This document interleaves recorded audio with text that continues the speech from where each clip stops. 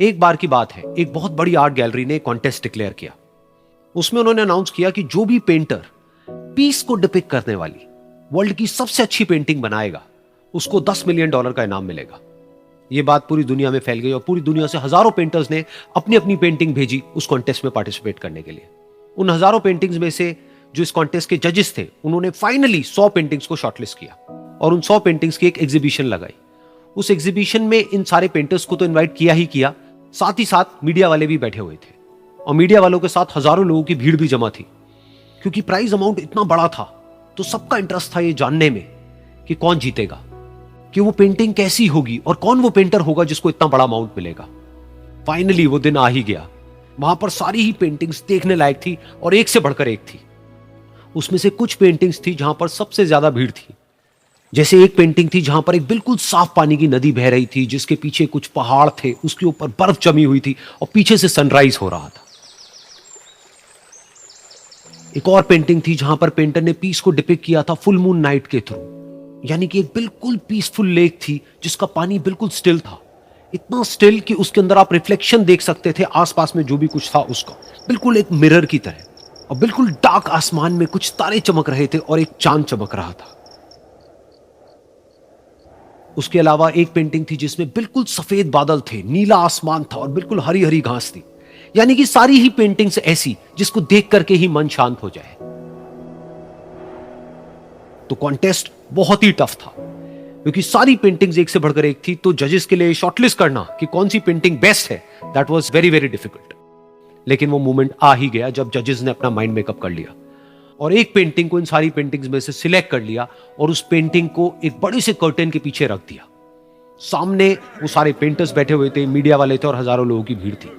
सबकी क्यूरियोसिटी बढ़ती चली जा रही थी क्योंकि अमाउंट बहुत बड़ा था। लेकिन जैसे ही वो पर्दा हटा और सामने से सबने उस पेंटिंग को देखा तो सब हैरान रह गए। सब एक दूसरे की शक्ल देखने लगे। किसी को कुछ समझ नहीं आ रहा था कि एक्चुअल में हो क्या रहा है, क्योंकि वो पेंटिंग जो वहां पर दिख रही थी वो दूर दूर तक शांति को डिपिक्ट नहीं कर रही थी। तो सबको लगा कि शायद उस आर्ट गैलरी से कोई गलती हुई है या जजेस से कोई गलती हुई है और किसी गलत पेंटिंग को वहां पे रख दिया है। तो कुछ पेंटर्स एक साथ गए, जाकर के उस आर्ट गैलरी के ओनर से मिले और जाकर के उससे पूछा कि क्या ये कोई गलती है, गलती से कहीं कोई गलत पेंटिंग तो आपने वहां पे नहीं रख दी है। तो आर्ट गैलरी वाला थोड़ा सा मुस्कुराया और बोला, नहीं, ये पेंटिंग बिल्कुल ठीक है। जजेस ने इसी पेंटिंग को सिलेक्ट किया है और यही पेंटिंग आज की विनर है। सारे पेंटर्स ये जवाब सुन करके गुस्से से भर गए और सबने मिल करके रिवोल्ट कर दिया। और ये देख करके सारे मीडिया वाले अपनी अपनी जगह से खड़े हुए और भागते हुए गए उस आर्ट गैलरी के ओनर के पास में और अपने अपने माइक्स उनके मुंह के आगे कर दिए।